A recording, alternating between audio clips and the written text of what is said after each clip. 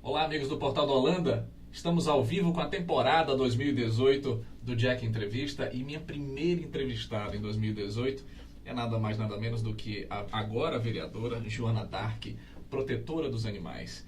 E a gente vai conversar muito sobre essa questão dos pets, vamos conhecer esse mundo, vamos conhecer a história dessa pessoa que tem se entregado no sentido de proteger os animais e de uma certa forma nos ajudar a entender como é que esse mundo funciona. Joana, seja bem-vinda, obrigado por ter atendido nosso chamado e permita o público te ouvir nesse momento. Então, quero agradecer a oportunidade. É muito bom começar o ano trabalhando, e é o que eu gosto de fazer. Então, agradeço a oportunidade. Sou admiradora do seu trabalho, acompanho e espero que essa entrevista a gente possa falar realmente e mostrar para as pessoas a realidade do mandato, da causa animal principalmente e dessa bandeira que tem crescido muito no nosso país todo e que a gente possa transmitir isso para as pessoas. Joana, eu quero conhecer você, antes da pessoa pública, antes da vereadora. Nós temos aí uma menina que nasceu em Manaus? Sim, Manauara. De que bairro? Petrópolis. Um abraço pessoal do Petrópolis que está nos assistindo agora. E desde quando que você acredita que desenvolveu ou começou essa paixão pelos pets? Então, desde criança eu tive a felicidade de sempre conviver com animais, com a minha mãe, minha avó. Então, para mim isso é muito natural. Eu até me sinto estranha quando eu entro em uma casa, em um lar, onde não tem um animal. E esse amor veio desde criança. E depois que eu pude ter uma condição financeira, meu primeiro emprego, sem depender tanto dos meus pais, foi quando eu entrei no ativismo da causa animal. Foi quando eu passei a tirar animais da situação de sofrimento nas ruas, tratar, preparar para adoção e poder fazer alguma coisa para mudar a situação de 8 anos atrás, 10 anos atrás, que era de total indiferença com os animais. Então foi assim que eu comecei essa caminhada. Fundamos a ONG Pata, que eu sou presidente, formamos todos os movimentos pró-animais na nossa cidade, trouxemos essa bandeira para as pessoas e hoje é uma realidade, é algo que as pessoas simpatizam e que as pessoas entendem a importância da proteção também da nossa fauna. E assim, apesar do amor que a gente tem do cachorrinho, do gatinho, ainda há um preconceito muito grande em torno desse debate. E como foi que vocês de uma certa forma, sentiram que, não, agora tem um espaço para aquilo que a gente está defendendo? Então, foram vários anos lutando, cobrando prefeitura, governo, acerca das políticas públicas. E quando a gente fala política pública, é algo muito básico. É o controle populacional dos animais que estão nas ruas, é a castração, conscientização e a punição para quem comete maus tratos aos animais. Então, a gente viu que a gente falava e a gente não tinha o poder de fazer muita coisa. Foi quando a gente se reuniu e decidiu que a gente precisava ter um representante legítimo, que pudesse trazer a bandeira da causa animal, mas que fosse uma pessoa que fosse realmente da causa, que fosse o ativista. Porque nessa caminhada, muitas pessoas já chegaram para nos representar, já da política, e a gente não teve muito sucesso. Então a gente resolveu, não, agora é a hora de a gente lançar um candidato, mostrar que nós temos um poder de voto, que mesmo que o animal não vote, mas as pessoas que os defendem, que se sensibilizam, votam. E esse foi o resultado que a gente mostrou nas urnas. E assim, é uma causa muito simpática. E por ser simpática, deve atrair muito pirangueiro, né? Tem muita gente buscando se aproveitar da causa animal para se dar bem. Vocês têm identificado isso, não? Sim. Quando nós começamos o movimento da causa, era algo assim muito... Os problemas que a gente tinha eram problemas pessoais, eram problemas que não saíam da esfera do que existe hoje. Hoje, não só aqui na nossa cidade, mas no nosso país, nós temos vários problemas, como as pessoas que acumulam os animais, e aqui é muito bom deixar claro que a gente sabe que não há lares para todos, mas que as pessoas precisam oferecer o mínimo de qualidade de vida para os animais que têm. Não é sobre a quantidade, mas é sobre a qualidade que esses animais vivem. E tem também, infelizmente, como em todos os lugares, tem as pessoas boas, que fazem o trabalho certinho, e tem as pessoas que não fazem o trabalho da forma adequada. Existe hoje uma onda de estelionatários da causa animal, e eu preciso falar disso, mesmo sendo da causa. Eu não posso ser corporativista a ponto de dizer que isso não existe. Existe, e eu sempre falo para as pessoas, para a gente evitar pessoas que sobrevivem do dinheiro que pede ajuda por conta dos animais, que as pessoas exijam a prestação de conta, que as pessoas doem diretamente na clínica, que as pessoas possam ir nesses lugares para visitar e ver a qualidade que aquele animal tá. Então, quer dizer que existem pessoas que dizem que cuidam dos animais, mas só acumulam Exatamente. Para ganhar em cima disso. Exatamente. E tem as pessoas que vivem das doações para os animais. Infelizmente, isso acontece, e eu quero deixar muito claro, não sou contra abrigo, eu tenho mais de 60 animais, eu tenho na minha casa, na casa da minha mãe, na casa do meu pai, eu tenho na minha outra casa também, eu tenho uma quantidade de animais, mas todos eu poderia ter 300, né? Mas eu resolvi ter poucos e ter uma qualidade de vida para cada animal, porque o animal ele já sofre muito na rua, ele não merece sofrer num lugar onde ele vai estar com uma superpopulação. Joana, é preciso deixar claro aqui, eu vou fazer essa observação, porque você não é de família de políticos, você não era política, você não tinha essa experiência, entrou dentro do processo político, assim, numa campanha bem humilde, uma coisa assim bem, né? Não tinha toda a estrutura que os grandes políticos têm. E acabou vencendo a eleição. Como é que foi essa passagem do período eleitoral? A aceitação das pessoas era boa nesse período? Então, quando eu entrei, eu nunca tinha nem participado de uma caminhada de político. Na verdade, eu nunca tive convívio com essa realidade. E eu resolvi fazer a campanha da minha cabeça pelo que eu acreditava. Por exemplo, na época as pessoas diziam, não, tem que andar com um candidato a prefeito, tem que estar ali no meio da caminhada. Eu acho que se eu fui para 4, 5 caminhadas foi muito. Eu ia pro outro lado que não tivesse o candidato majoritário, porque eu sabia que ali a minha probabilidade de eu fazer as pessoas me escutarem era maior. Então não tinha material. Na verdade, eu consegui vencer essa campanha com 4 amigos e eu no meu carro e usando os santinhos de papel, que no meio da campanha virou até um sucesso, porque a minha mãe, ela fazia os santinhos no decorrer do dia, manuscrito, Joana Dark, com meu número, e quando era no fim do dia, eu pegava os santinhos, acordava cedo, e a gente ia fazendo uma campanha de amigos. A gente fez as pessoas abraçarem a campanha, a gente explicava do porquê que as pessoas estavam votando em mim, a gente não só pedia o voto, e quando a gente se deparava com pessoas com uma realidade diferente, onde a gente sabe que existe a compra de voto, onde a gente sabe que o poder influencia, eu chegava e falava para as pessoas, sentava na sala das pessoas e falava, se passar alguém aqui querendo comprar o seu voto, você até aceita, porque eu sei que você precisa, mas vote consciente, me dê oportunidade. E fazendo uma campanha, olhando nos olhos das pessoas, explicando as propostas e fazendo uma campanha entre amigos, onde cada amigo era responsável de conseguir pelo menos o voto da família e o voto dos seus amigos. Muito bem. E aí, vamos lá. Você agora é vereadora. Estar vereadora num ambiente que você não conhecia, num ambiente novo, você chegou cheia de ideias, cheia de objetivos. Como foi o impacto de chegar na Câmara e perceber que a coisa não é bem assim?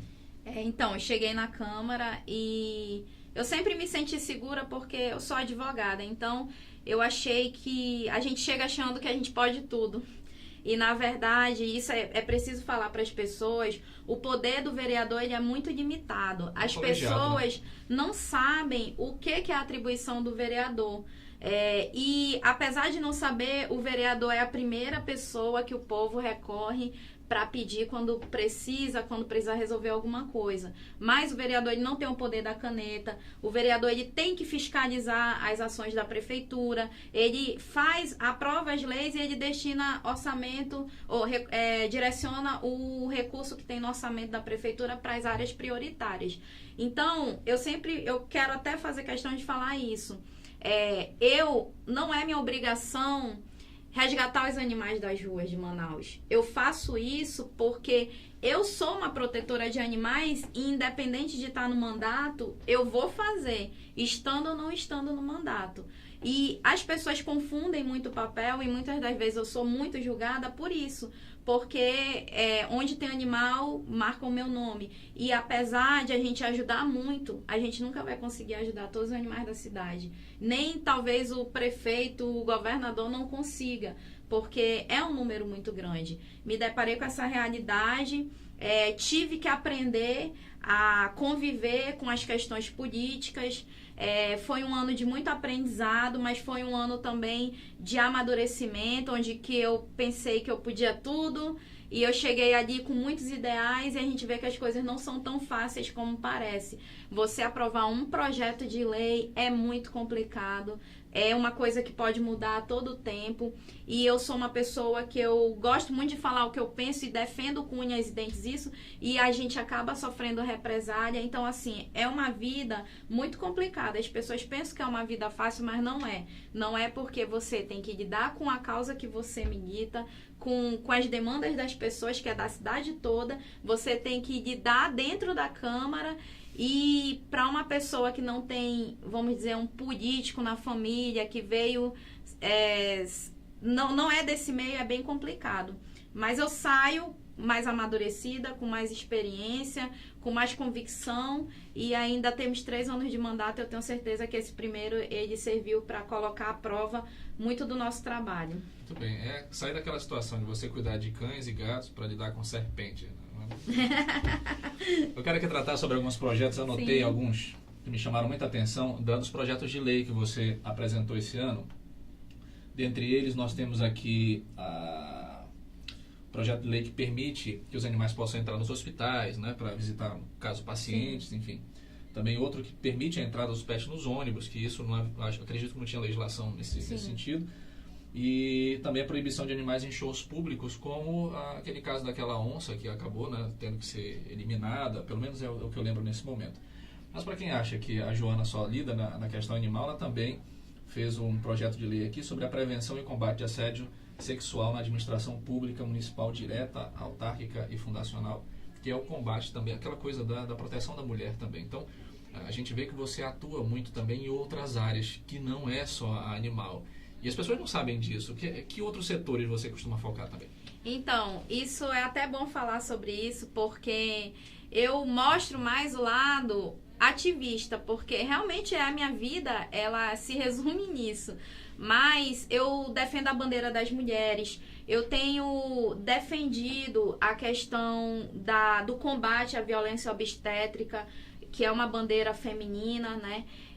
Defendo a juventude, tenho lutado por propostas e direcionei recurso para programas que permitem os jovens de situação de exclusão social e vulnerabilidade a terem uma oportunidade de se qualificar, estudar e poder ingressar no mercado de trabalho. Nós temos também as bandeiras ambientais do meio ambiente no geral, a questão da fauna silvestre, do sauim de coleira, que é uma bandeira que eu vou trazer agora nesse ano, já que eu cumpri todas as minhas promessas de campanha e a maioria era da fauna doméstica. Então, eu tenho outros segmentos que a gente luta, mas que a gente divulga, mas as pessoas acabam vendo muito o lado dos animais. Fui uma das autoras da CPI do transporte público, briguei contra essa situação toda, do caos que a gente tem na cidade. Fui uma das defensoras mais ativas do Uber e dos aplicativos. Então, apesar de aparecer muito o lado animal, mas nós temos também o lado de compromisso, porque quando eu entrei na Câmara, eu pensei que eu ia ter uma realidade.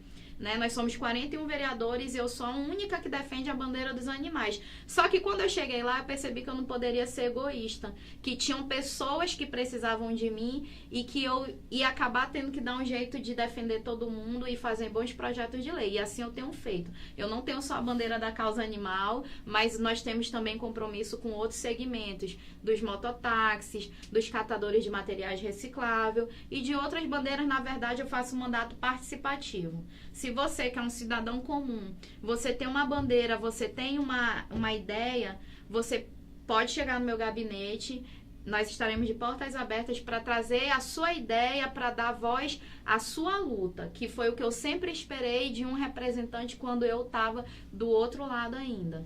Muito bom.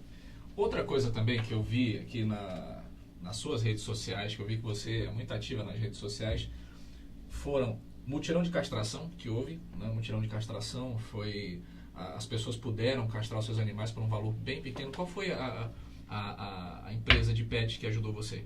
Então, foi a Clínica Vets e Pets, a gente fez uma parceria da vereadora junto com a ONG Pata e foi um projeto piloto para a gente ver qual ia ser a aceitação das pessoas, porque existe a castração gratuita.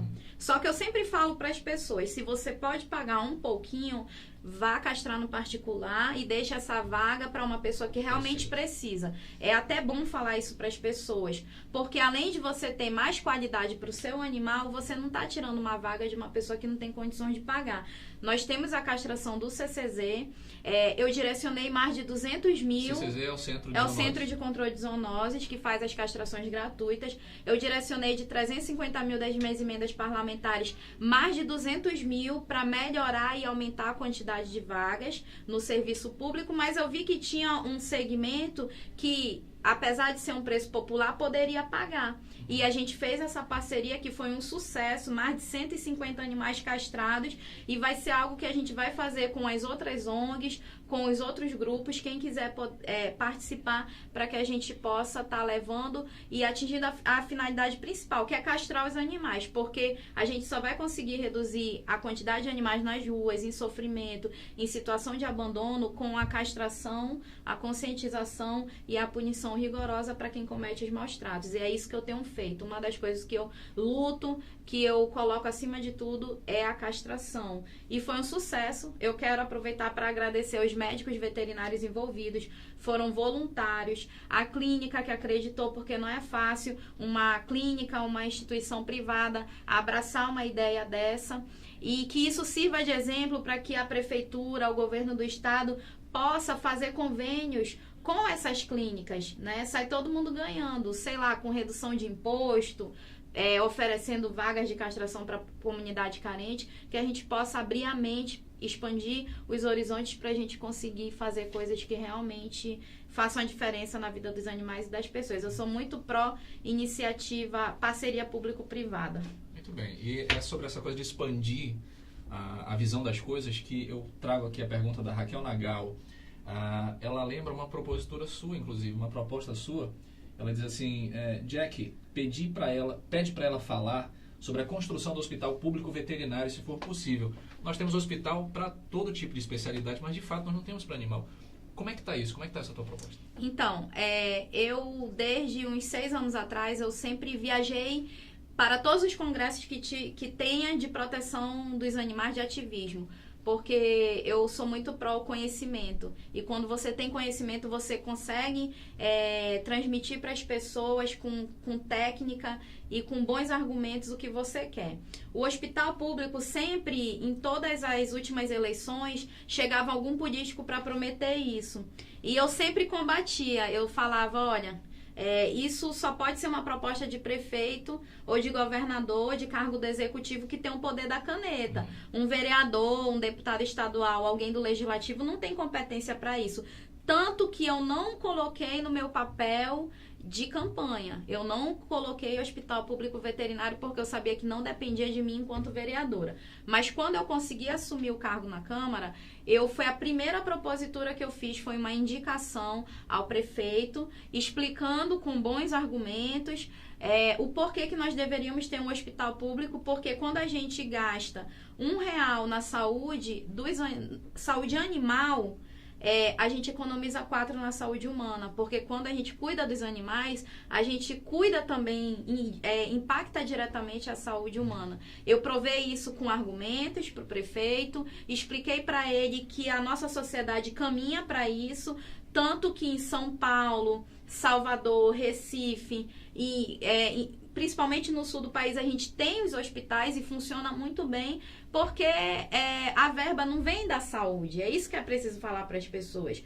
Quando a gente diz que a gente luta pelo hospital público veterinário, a gente não está tirando o recurso do hospital das pessoas. nós estamos tirando recurso do meio ambiente, que existe justamente para atender a necessidade da fauna, que é uma dos segmentos do meio ambiente. Então, eu fiz a indicação, convenci o prefeito, ele aceitou a indicação, tanto que ele firmou um compromisso público, e eu fiz, além do meu papel de parlamentar, eu falei para ele que ele poderia, mesmo eu sendo oposição, ele poderia contar comigo, que eu ia a Brasília, eu ia conversar com a nossa bancada de deputado estadual, com todos os vereadores, para a gente conseguir os recursos, e é o que eu tenho feito, mas que ele precisava canetar, vamos dizer assim, para isso ser realidade. Hoje está nas mãos dele, eu posso auxiliá-lo, nós temos voluntários, pessoas que entendem muito bem, médicos veterinários, para auxiliar. Já conversei com instituição de ensino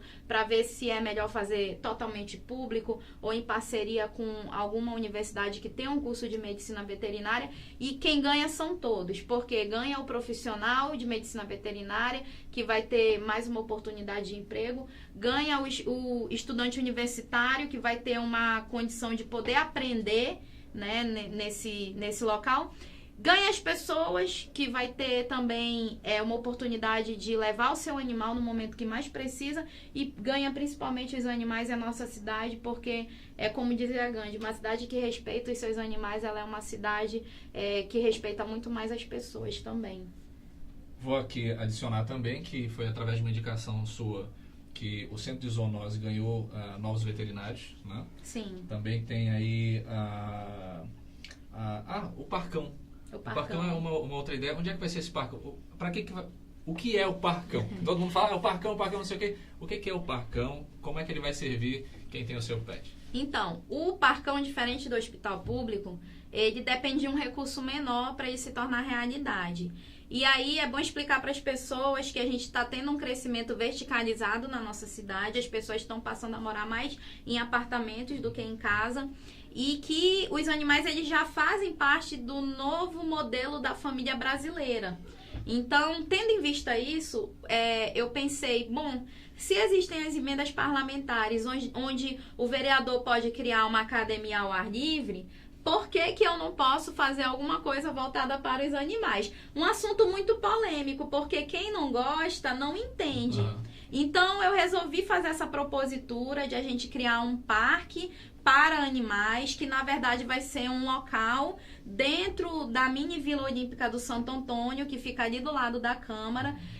Eu conversei com o subsecretário Rodrigo Guedes, o responsável, ele abraçou a ideia na hora, a gente deixou as diferenças de lado, ele da prefeitura, eu oposição na Câmara, e a gente sentou e eu falei, Rodrigo, se eu destinar um recurso, isso vai se tornar realidade? Ele se comprometeu e disse que sim, e a gente já está avançado, eu direcionei o recurso, contei com a ajuda dos colegas vereadores do Chico Preto e do Irã Nicolau, porque eu acho que quando a gente envolve as pessoas, o ganho é muito maior. Nesse momento não existe egoísmo, não existe divergência. Eles abraçaram a ideia, porque também o Irã já tinha apresentado isso em uma outra época, não foi aprovado, e aí eu ajudei na época cobrando os outros vereadores como ativista.